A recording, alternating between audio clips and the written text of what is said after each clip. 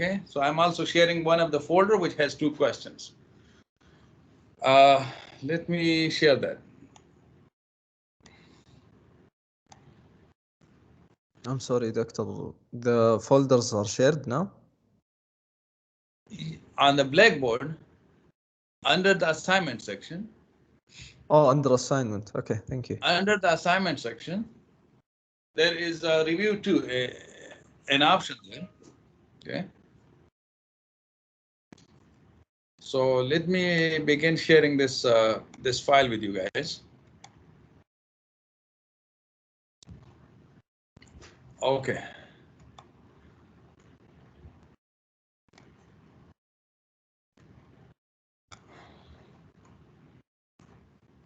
Are you seeing this in your folder as well? This question? Yes. Okay. Yeah. So here the velocity of a small sphere moving in water under the effect of gravity is given by this. Okay. Where g is acceleration due to gravity, a is the radius of the sphere, and rho s is the density of the sphere. Rho w is also density of the water. Now, what is the dimension of the constant mu? So once again, whenever you are having this kind of problem, then all you need to do to begin with the problem, writing them first of all like this: v equal to, we don't need to write the constants because the constant has no units and our concern is about the units. So just write the variables: g a square divided by mu, and here we have density of the sphere and density of the water. Okay. Whenever you see this kind of problem, the first thing we will do to put the units. So here they are saying velocity. So what is the unit of velocity? Meter per second. Meter per second. Meter per second. Okay, meter per second we are writing here. What is the unit of the g? Meter square per second. Meter per second square, right? What is the unit of a in this case? Meter square. Okay, it is going to be meter, so just because of the square, it will be meter square now. Okay. The mu unit, which is in the denominator, we don't know it, we are keeping it as it is. And here, this is density. So what is the unit of density? Kilogram over volume. Kilogram per meter cube. Okay, kilogram per meter cube. So you don't need to write kilogram per meter cube minus kilogram per meter cube. You don't need to write, because whatever from this parenthesis you will get, it will be eventually a density. Okay, so that will carry the unit of kilogram per meter cube, and the formula applies again. Like if you are subtracting something from each other, they're supposed to have the same units. Okay, now I'm rearranging this. Meter per second is equal to meter cube divided by seconds, okay, like this. And again here, kilogram per meter cube, and here I will have this mu. You see this and this is going to cancel. The meter cube are going to cancel. And this second, since it is what is that? Per second square, yes. So this per second square, since it is in the denominator, it can be lowered to this denominator, right, like this. Okay. Now, if you want, right here, we have second on the left side, second on the right side, a second square on the right side, so we can also cancel this second square here, okay? In the next step, it will be meter on the left side, kilogram on the right side, then second on the right side, and here mu. Since my concern is to get the mu, so I will be multiplying both sides with the mu, like mu, and got mu here. And then we'll be dividing both sides with the meter, so I can get meter. So the answer I'm getting here is kilogram per second meter, okay? So in the... Sorry, but we can't see the bottom and the top of the board. Oh, really? We can. You just have to fit it. The student has to fit it from his side. Oh, okay. Yeah, just guys do that. Right click on the video and Mr. say Khan, I fit have the a window. question. Okay. Mr. Khan, I have a Okay. question. So here you have kilogram per second and meter, and now you just need to name them in terms of the dimensions. So what is the dimension for the kilogram? M capital. M capital. M, capital M. Okay, capital M. What is the dimension symbol for the S? T. T. E. Capital T. And what is for the M? L. L. Okay, so once you have them, it will be M divided by TL, and that's the option number 1, which is yellowed here. Mr. Khan, I have a question. Yes. For the acceleration, why isn't it meter per second square? It's just Which one? meter. For the acceleration, it's you wrote it just meter square. Why isn't it meter per second square? I think A is not acceleration. A is radius. This A is not acceleration. If you read it's radius from the question. It is radius. Yes. Oh, okay, thank you. Okay, guys, this is a very simple question, and oftentimes students get confused right here. Okay, let's do what is the problem? Sir, Yeah. this question, we have density minus density. Why don't we get 0? That's the question which I ask. Like if I tell you that you have 5 chairs, right? And you're given 2 chairs to your neighbor. How many chairs you have? 3. 3 chairs. You again say 3 and then you say chair. Okay, so the chair is the unit. And if you have 5 chairs and you given all 5 to your neighbor, what do you have now? 0. But you are again have 0 chairs, right? Yes. So the chair is the unit. So we are concerned about the unit. Whatever the case is, we are getting the unit out of it. Okay, and that's what our concern is. We are not concerned about the magnitudes. Okay. Got it? Thanks. Okay. So question number 2. This is very easy question, and oftentimes students just stumble here. The variation of position X with time for a car moving along X-axis is given in figure 1. Find the ratio S average divided by V average. Again, the symbols are a little bit unusual, but be careful here. Find the ratio S average divided by V average of the average speed to the average velocity in the time interval from t equal to 0 to t equal to 6 minutes. So S average here represent the speed average, okay, average speed, and the V average represent the average velocity. Now you guys need to tell me, if the particle was going from origin and the time was counted until 6 minutes, what is the displacement of the particle at 6 minutes? 4. Okay, so the displacement of the particle is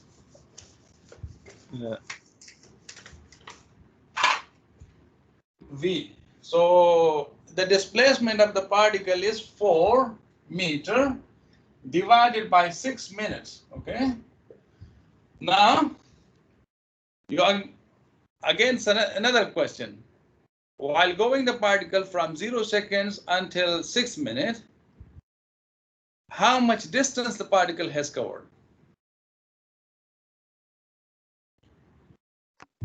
2 plus 2. From what? From 0 seconds means from the t equal to 0 all the way to t equal to 6 minutes. 8 meters. 10 meter. 8 meter. 8 meters. Okay, 8 meters, because the particle has covered 2 meters on the left side, down side, and then again 2 meters to come to 0, and then 4 on the positive side. So the total distance, when we count for that, it will be 2 plus 2 plus 4 in total. So here, S average is again going to be 8 meter, and the time is the same. So now you just need to divide, right?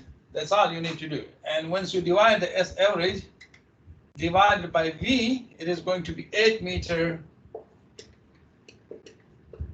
And then 6 minutes will go up just because of the denominator again, and 4 meter. We got 2. So the ratio for this is 2. The V average, we cannot see it upside and the top. Which one? And the top, the first one, V. This one? Yes. Okay, guys, I think the students are saying that you need to do something. You need to fit your window to the screen to the window, right? No, it's not clear for the camera. You cannot see it very clearly.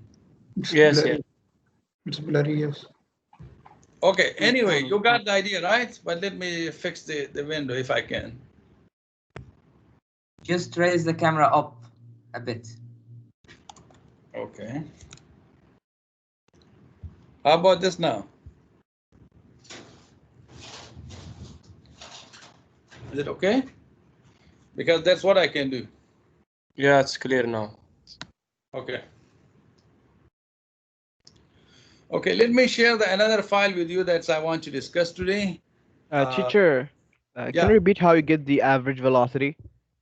Average velocity, what is the displacement of that particle from t equal to 0 minute to 6 minute? What is the displacement? 4. 4. So 4 meter divided by the total time it has taken. So it has taken 6 minutes while reaching to that displacement. Okay? Oh, okay, I got it. Thank you. Okay. Let's go again to share you another file.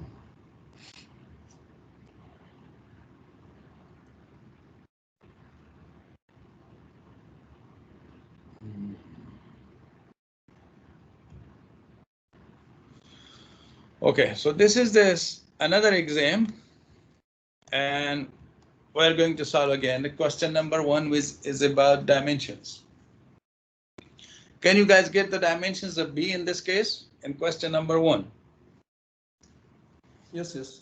Simple. Okay, how would you do that? Just explain the method so students understand.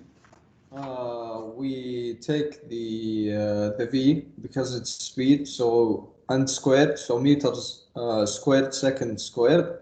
Yeah. And then we put the answer to be kilogram times meter divided by second square, which is Newton. Yeah, which is Newton. So here on the left side, the students is saying it is force and the unit of that is Newton. So 1 Newton is equal to kilogram meter per second square. That's what he says. And then on the right side, you have the speed. The unit of speed is meter per second. So when you square that, it will be meter square per second square. And then you need to rearrange the units in order to get the unit of B. And then eventually you need to again change into dimensions. Okay. Okay. Let's go to question number B. The density of iron is 7.9 times 10 to the power 3 kilogram per meter cube. What is the mass of the spherical iron ball having a volume of 122-inch cube? I believe there's only one trick in this question. It's just that we divide, multiply by 2.54 3 times, and then the rest should be easy. Exactly. So let's begin with the density equation. What is the equation of density? Formula for this? Volume. Mass over volume. Mass over Mass volume. over volume, and they're asking for determining the volume. So we mass. So we need to multiply both sides with the volume. What we will get, mass equal to rho V. And we know that the density right here, it is given to be 7.90 times 10 to the power 3 kilogram per meter cube. If you look at the volume is given, but the volume is not given in the meter cube. It is given in the inch cube. So here, when you put the volume, first of all, make sure that you are converting the units inch cube. So guys, I shared the tricks with you, like how you are going to handle when the power of the unit is more than 1. All you need to do, since this inch is cube, keep the cube up there inside parentheses, okay? This is inch times what you are going to do, since 1 inch is equal to 2.54 centimeter divided by inch, because 1 inch is 2.54 centimeter, and the entire cube, the unit you are again keeping as cube, okay? So naturally, if you look at this question, then the 2.54 centimeter, it came under the cube. Whatever the power is, it will keep the same kind of power. Now, in this step, I'm doing eliminating the inch here, okay? Now, in the second step, what I want to do is 2.54 centimeter. Since the centimeter is not my requirement, I want it to be in the meter. So there are, if I'm converting it to, what should I do? So 1 meter divided by how many centimeters? 100. 100 centimeters. Yeah, 100 centimeters. Then cubic. And then the entire unit section is going to be cubed. So the centimeter will be cancelled out with the centimeter, and then the 100 you have here, it will come under the with the number. So let me clean this section. It will come with the number here, okay? And then you got the entire thing, the number plus the unit with the cube. So when you get something out of this with the calculator, it will be the correct unit conversion plus the correct unit. You got the trick? Yes. Okay. So then the rest, I feel it's easy. You can do it. Question number 3. Okay, question number 3 here. A particle is moving back and forth along x-axis. A graph of its position versus time is given in this figure. What is the average speed of the particle between t equal to 0 to t equal to 10 seconds? Carefully look at this. They are looking for the time from the t equal to 0 to t equal to 10 seconds. The y-axis is the position, the x-axis is the time, and the units of the both are also given in the x-axis, okay? What should be your plan to handle this problem? We just Total distance over. Yeah, since they are asking for the total, the means average speed, not average velocity. Always be very careful about that. So since it is asking for the average speed, so therefore it is going to be the total distance divided by the total time. So how much is the total distance? 90. 90. Okay. I'm going with whatever you provided, okay? So average speed is going to be 90 meter divided by 10 seconds. So it is going to be 9 meters per second is the answer for this. Is there any student who needs a little explanation for this question? Doctor? Yes. If he asked about the average velocity. Average velocity, you are going to look at the final position of the particle, where it is. Where is the particle at 10 seconds? 10. It has 10 meter, right? So therefore, in that case, it will be 10 meter divided by 10 seconds. So 1 meter per second is the velocity of that. Okay. Teacher? Yes. How did we get 90? How did we get 90? Yes. look at the trip of the particle. So when it begins from t equal to 1 seconds, initially at t equal to 2 seconds, where the particle has reached? 30. 30. So it has reached to 30. Then from 2 to 3 seconds, how much more distance the particle has covered? 20. No, it came from 30 to 20, right? So it covered 10 meters. From 3 seconds all the way to 8 seconds, how much more distance the particle has covered? 40. From 20 to 40. From 20 to 40. So it has covered 20. And then from 8 to 10, how much it has covered? 30. 30. Now you add. Teacher. Yes. In the velocity, we just look for the final position. The or, final position. Final position. If this was the x-axis, let's say this is the x-axis, and your particle has covered all different sorts of paths, but finally the particle is right here. All you need to do is to look at what is this shatter's distance from the origin, from where it has started. Whatever it is, irrespective of how long it has covered, this will be your displacement.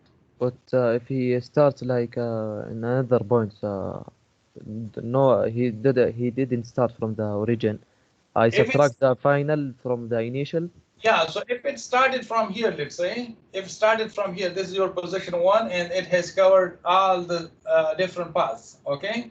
And it has finally reached to this point. Then you have, for this one, if it was two-dimensional motion, then you have x and y axis, right? Yes. Like vector r, you have x and y axis, and then you subtract the two positions from one another. So if this was vector r1 and this is your r vector 2, then delta r is going to be vector 2, which is the final position vector, minus the initial vector. If it was one-dimensional, like this, it was x-axis and it was going. So if it started from position 1 and it has reached to position 2, let's say position 1 is 2 meters and position 2 is 10 meters. So what is the distance between them? It's 10 minus 2 is equal to 8 meters. Okay.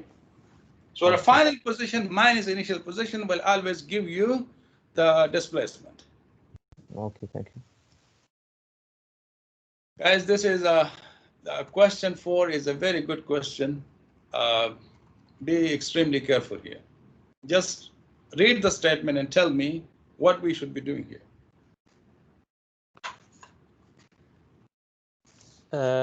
We have the acceleration and v naught and t. Yeah.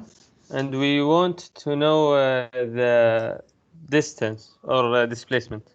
So we use the constant acceleration equation, which is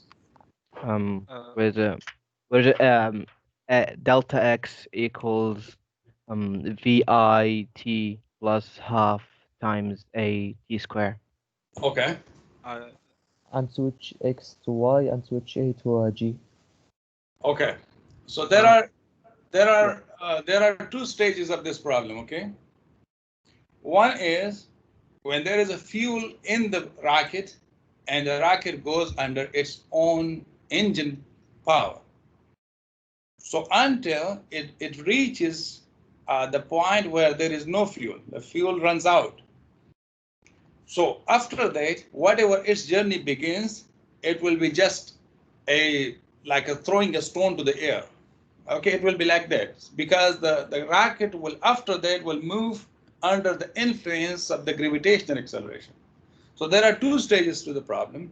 First stage is there is acceleration that the engine has created. Afterward, the particle just goes under the influence of the gravitational force. So now these are the two things which we are going to work on. In the first stage, what you said is correct. Stage 1, let's assign h1 to this distance. And I'm using the same equation which you have mentioned. H equal to V naught T plus half AT square.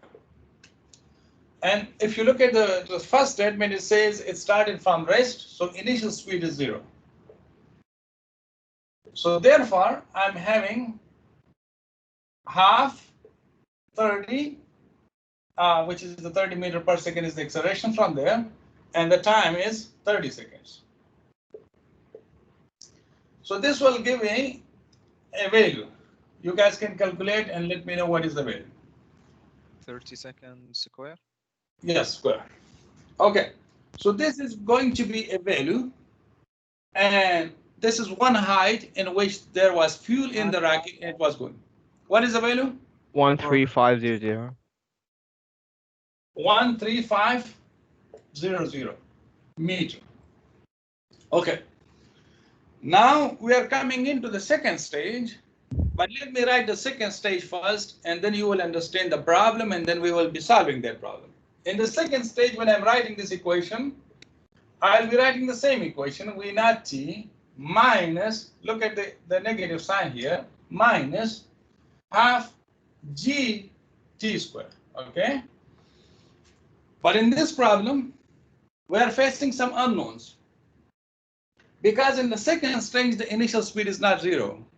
When the fuel was finished in the rocket, it was moving with some speed. So this is that speed we are going to talk about. Okay, I don't know this. That's first thing I don't know. Second thing is the time that I don't know. These are the two unknowns here in this problem. And the third thing is that I don't know even this thing, how much it is, okay? So if I want to proceed with the problem, that is going to be either going with this way, or kind of, since we have the three unknowns, let's find another equation which is relatively easy. So if I'm using the V square minus V naught square equal to minus 2G H2. And again, look at the unknowns. How many unknowns I have? Here, when I'm looking at that, since the rocket will end its journey at the end, right? So the final speed in that part is going to be 0. So therefore it will be 0. And I left with one unknown, which is here, and a second unknown is here. These are the two unknowns I need to look for. So let's write the equation in simplified form, 2G H2. This is my second equation I'm using. Let me clean the parts which I don't need. Doctor, I have a question. Yes. Should the H1, is it the answer of this question, and we solve this problem because he asked about altitude? The total, yes. The total altitude, right? Okay. So this is the second part, right? Right now I'm looking for the H, but I need to determine what is V naught. So now you see the problem. There is this unknown. I need to work for this, and this I get from the first stage. You know the final velocity of the first stage is going to be the initial velocity for the second stage, right? So here I use V minus V naught equal to AT. This is the first equation for the first part. You know that in the first part, the particle has started, let me put one here. The particle has started from rest, so therefore that was 0. So V is equal to 30, which is the initial acceleration, times 30. So it is going to be 900 meter per second. You know that the final velocity of the first stage is the initial velocity for the second stage. Means V equal to V naught. So I'll be putting this here. So H2 is equal to here 900 whole square, because there is this square, divided by 2G. 2 times 9.8. Once I get H2, I got H2 from here and H1 from the equation 1. Then I'm going to add H1 plus h2. This will be the total altitude that the rocket has reached. Fine. Any question, guys?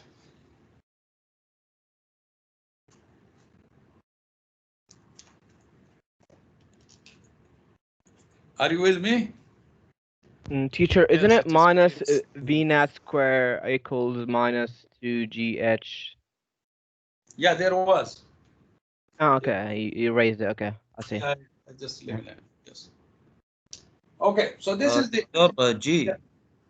You shouldn't we write G as minus 9.8? No, because I told you that the Holiday-Reznick method, the equations that we use, when you put the negative sign up front in the equation, you don't need to put the play with the value of G. All the time, just take G equal to 9.8. Okay. Shouldn't we, in the second equation, put 2g and delta h, so h minus 900? Then we complete the equation. Here, the way in which I solve this problem, every time I consider the first stage separate and the second stage separate.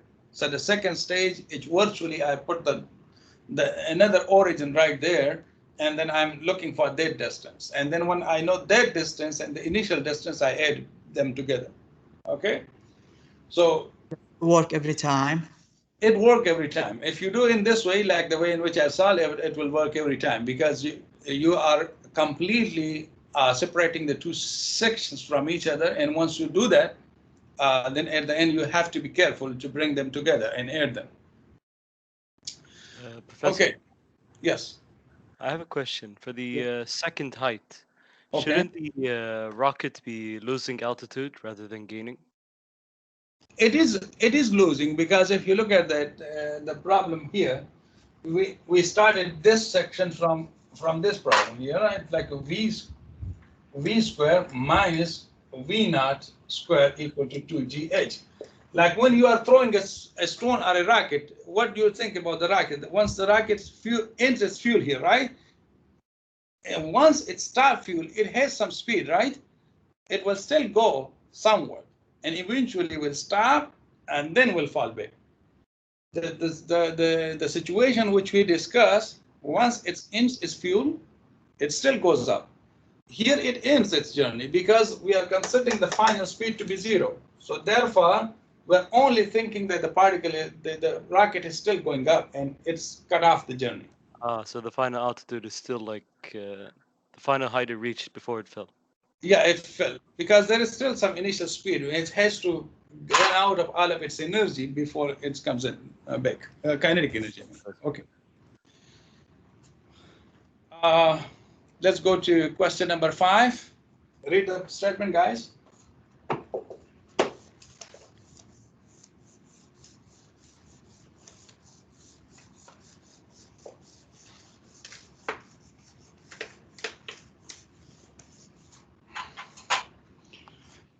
The position of a particle is moving along x-axis is given by this.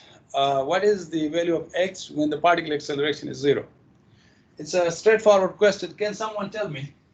We will take the We just have to abstract twice. Derivative. acceleration and equal by 0. Okay, so we will take the 2 times the derivative of the x, and that will be acceleration. We need to put that acceleration to 0, get the time from there, and once we know that t equal to something, we will bring the value of t and put in the x. Whatever we get for the x, that is the position for the x. Do you need an explanation for this further, our solution? No, it's clear. It's clear. Professor, it's Let's clear. go to question number 6. At t equal to 0, an object is fired vertically up with an initial speed of v0. It takes the object 10 seconds to return back to its starting point. What is the initial speed? 5 times 9.8. Okay, so at t equal to 0, the particle, the object is fired vertically up with an initial speed of v0. Okay, it takes the object 10 seconds to return back to its starting point. What is the initial speed? Can someone tell how can we handle this? Yeah, 5 times 9.8 because 5 seconds to reach the maximum height. Yeah. So And then okay.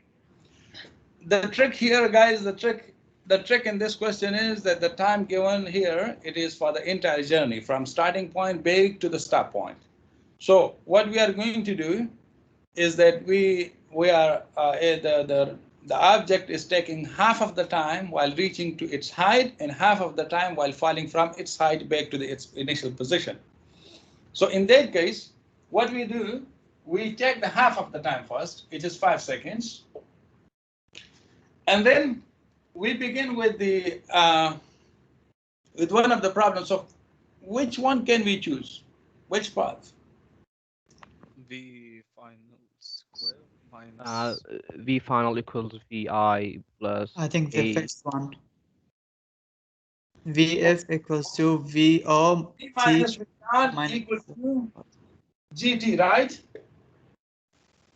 Yes. Okay. And then when it reaches to the height, then the V is going to be 0. Zero. So minus will cancel out. V naught equal to GT.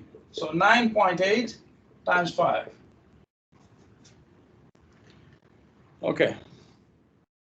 Doctor, I didn't understand why did we get t equals to 5?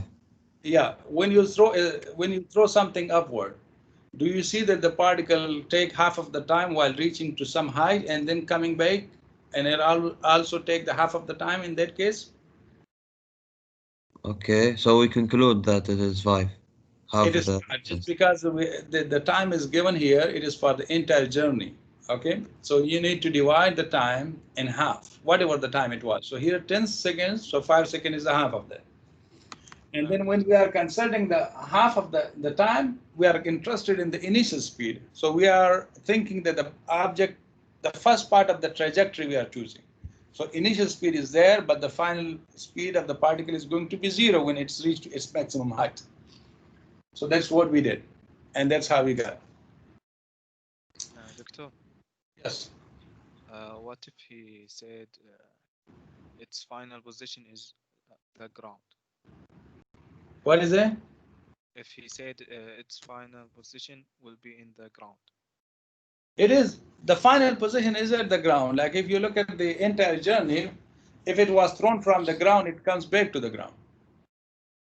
But we for the purpose of the solution of this problem, we are splitting this problem in half. So we are considering the first journey only. Because if I consider the entire journey, so there is initial speed, and then when the object comes back, there is again the equal speed there. I don't have enough data for the entire journey to solve it once. I should be splitting this problem in half, first half and second half, and then solve. Okay. Question number 7. In this figure, vector A, express vector A in terms of B and C. Okay, look at this vector. How do you do this?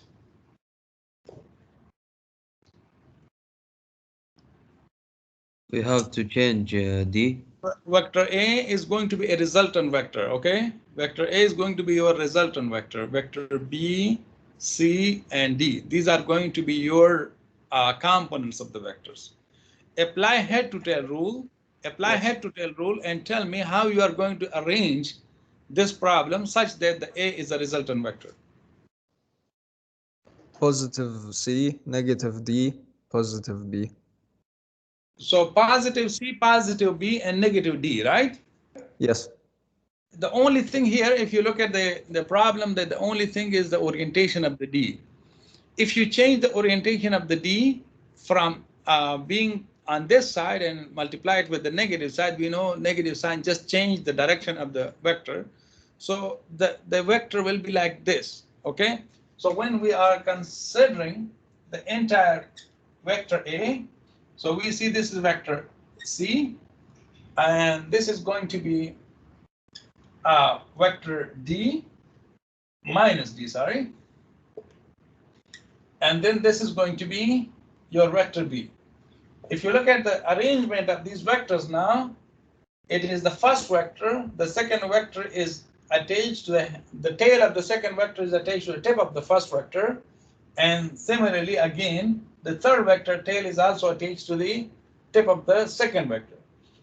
And at the end, when you look at that, the resultant vector begins from the origin of the first vector, means from the tail of the first vector, and ends at the tip of the last vector. So therefore, vector A is your resultant vector. And when you are writing this, it is going to be A equal to C minus D plus B. Okay, so this is what the student said. Any question here? Why minus D, teacher?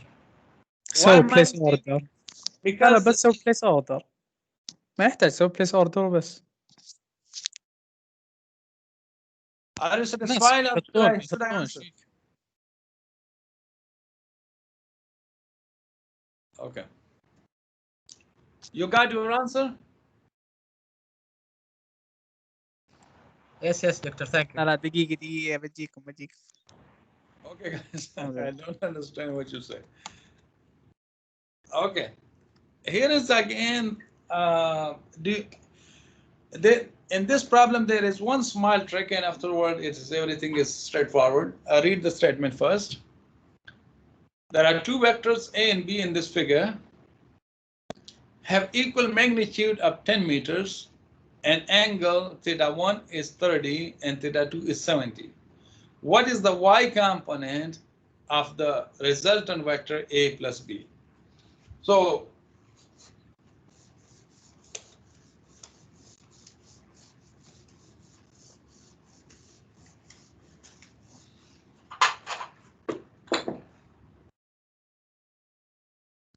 here we have vector A, and it makes θ1. This is vector A. And then vector B is making an angle like this. This is your vector B, but the angle it makes, it is with the direction of vector A. And this is your θ2. Okay? We also know that the θ1 is 30 and θ2 is 70. Okay? So for the vector A, we can easily determine the components. So AX is going to be, since the AY is the concern, so let's just do the AY only. AY, it will be A sine 30, okay? And the value of A is 10, so just put the 10, okay? 10 sine 30. This is the, it got 5, okay? So this is the value for the AY. Now for the BY, there is a little trick. What is the easiest way to determine the Y component? Subtract from 180. Okay. And get the theta, then get the.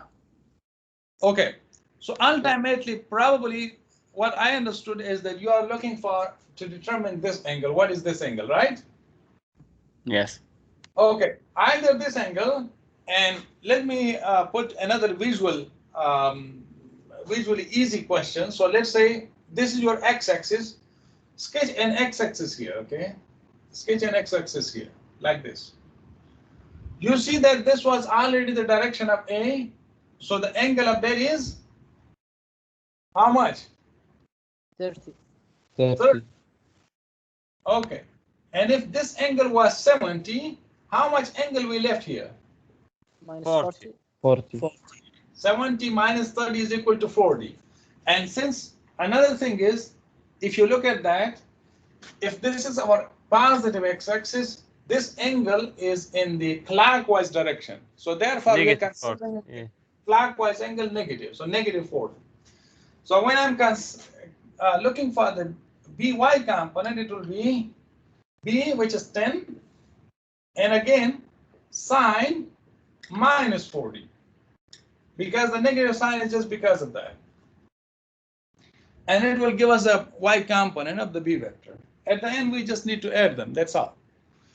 AY and BY. Any question? Doctor, I didn't understand how we got minus 40. How we got minus 40? Did you understand that there was the 70 angle here? No. Okay, if you look at the problem, it says that there is this angle vector B is making, which is theta 2, and it is equal to 70 degree. So between these two directions, the angle is 70 degree. What I want, since all the angles, we are making them with respect to the x-axis, positive x-axis, and there's our reference line. So therefore, I also want to have this angle of vector B with respect to the positive x-axis. So what I need to do, if this is the positive x-axis, right? This is the axis. What I need to do is just copy here and paste it here like this, okay? Like this. If you look at this x-axis line, split the entire angle in two parts, upper part and lower part. So the upper part, since this is the straight line, right? Straight line. By the high school trigonometric equations, when two straight lines are cutting each other at 2 points, like this straight line is cutting two parallel lines, and the angle here and the angle here is going to be the same. Yes. So this part of the angle is theta 1, which is 30, like exactly this one. Since the total angle was 70, so therefore the lower part we left with is 70 minus 30 equal to 40. That's what is the 40 degree coming from there. Okay, but why minus? Why did you say minus? Why I say minus? Because all the angles, if you are making the reference with respect to the positive x-axis and the reference is clockwise like this, in the direction in which your clock is rotating, then that will be considered negative. If I'm making other angles which are in the opposite direction in which the clock is rotating, then that will be considered positive. You got it? Yes, okay. Thank you. So can I use theta 110 and multiply it by minus? If you are using this entire angle like this, okay, which will be the 360 minus 40. How much it is? 320. If you are using sine 320, you don't need the negative sign. Just try it. It will be the same answer. It will give you the negative sign naturally in your question. You don't need to consider positive and negative. Yes, thank you. Okay. Okay. In question 9, what is the angle that vector A makes with the positive x-axis? It will be tan inverse plus 180. Yes, that is something exactly important. Here, guys, look at the vector x component, y component. Based on the x and y component, what is your guess in which quadrant this vector is going to be? In the third. In the third. Okay. So this is going to be in the third quadrant. And when you look at the angle, just do the tangent inverse 4 by 3. What do you get? 53.1. 33. Okay. So it is, if this is your third quadrant and you are saying that the vector A is in this quadrant and you got 33. Do you think that it is positive 33 or negative 33? 53, teacher, 53. 53. Is it positive or negative? Positive. Positive, right? Yes. Okay, if it is positive, it means that the angle is in this direction, right? Because it is still going in the clockwise direction, but now it is just with respect to the positive x-axis and in the counterclockwise direction. So, 50. When you are making this angle with respect to the plus x-axis, what you should do? Plus 180. Add 180. 180, because this is from here to here, it is 180. So 180 plus tan inverse minus 4 by minus 3, and this is the final angle for you.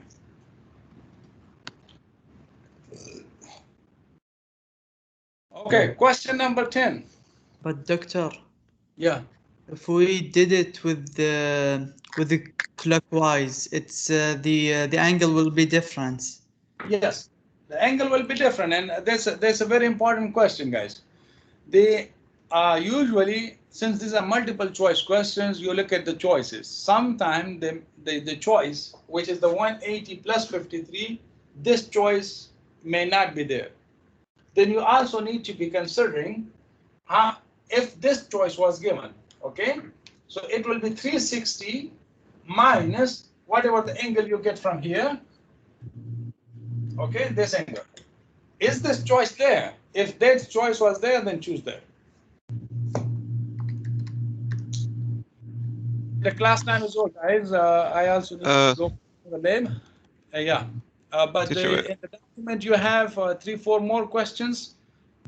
Read those questions, and if you have anything for me, then you can send them. I have a quick question. Yes.